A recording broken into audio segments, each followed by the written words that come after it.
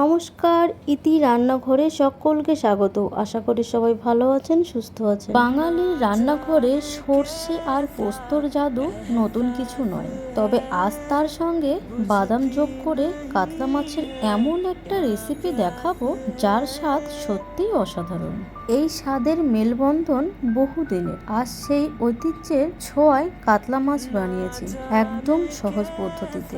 বিশ্বাস করুন, একবার বানালে বারবার খেতে ইচ্ছে করবে। প্রথমে মাছগুলো খুব ভালো করে পরিষ্কার করে নিয়েছি। তারপর কিন্তু এখানে আমি একটি বাটির মধ্যে হালকা গরম জল নিয়েছি। তার মধ্যে সামান্য একটি নুন আর কয়েক ফোঁটা লেবুর রস মিশিয়ে মাছগুলোকে 5 থেকে 7 মিনিট ভিজিয়ে রেখেছিলাম। এতে মাছের কাঁচা গন্ধ অনেকটাই কমে যায়। এরপর পরিষ্কার জল দিয়ে মাছগুলো ভালো করে ধুয়ে নিই। এবার একটি মিক্সির বাটির মধ্যে নিয়ে নিয়েছিলাম সর্ষে আর পোস্ত।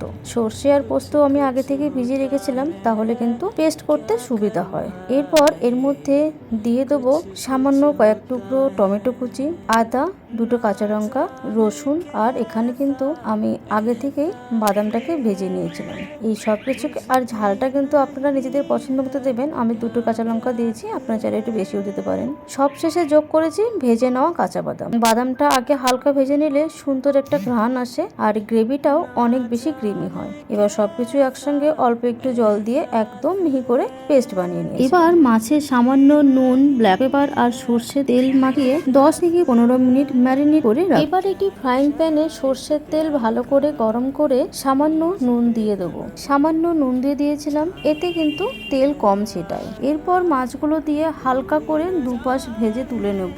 বেশি কড়া করে কিন্তু একদমই মাছগুলোকে কিন্তু ভাজবো না।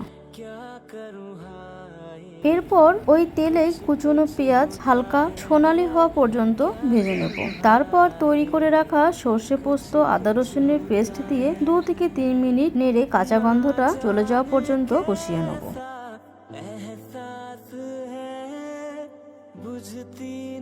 মশলা থেকে তেল ছেড়ে এলে স্বাদ মতো নুন, সামান্য ফেটানো টক দই আর স্বাদের ভারসাম্য রাখতে 1 চিমটি চিনি দিয়ে আবারও 2 থেকে 3 মিনিট ভালো করে কষিয়ে নিয়েছিলাম। টক দই দেবার পর মশলার রংটা আরো সুন্দর হয়ে গেছে আর তেলও ছেড়ে দিয়েছে। এবার মাছ অনুযায়ী পরিমাণ মতো জল দিয়ে ঢেকে 3 থেকে 4 মিনিট ফুটিয়ে নিয়েছিলাম। ফুটে উঠলে ওপরে সুন্দর তেলের একটা লেয়ার দেখা যাচ্ছে। এবার ঢাকা দিয়ে 2 থেকে 3 মিনিট ফুটিয়ে নেব।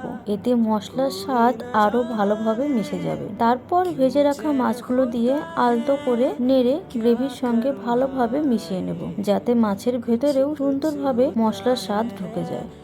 মাছগুলো দেবার সময় একটু খেয়াল রাখবেন যেন মাছগুলো ভেঙে না যায়।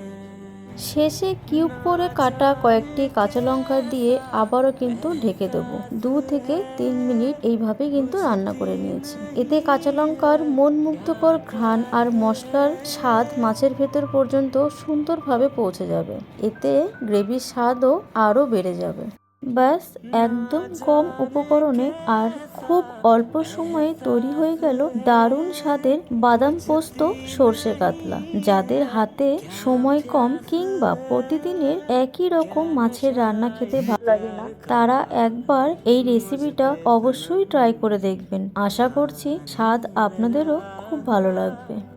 দুপুরে বা রাতে গরম ভাতের সঙ্গে এই রেসিপিটা কেমন লাগলো কমেন্টে জানাতে ভুলবেন না কিন্তু। ভিডিওটিতে লাইক এবং চ্যানেলটিকে সাবস্ক্রাইব করে পাশে থাকার অনুরোধ রইল। সবাই ভালো থাকবেন, সুস্থ থাকবেন। আবার আসবো অন্য একটি ভিডিও নিয়ে।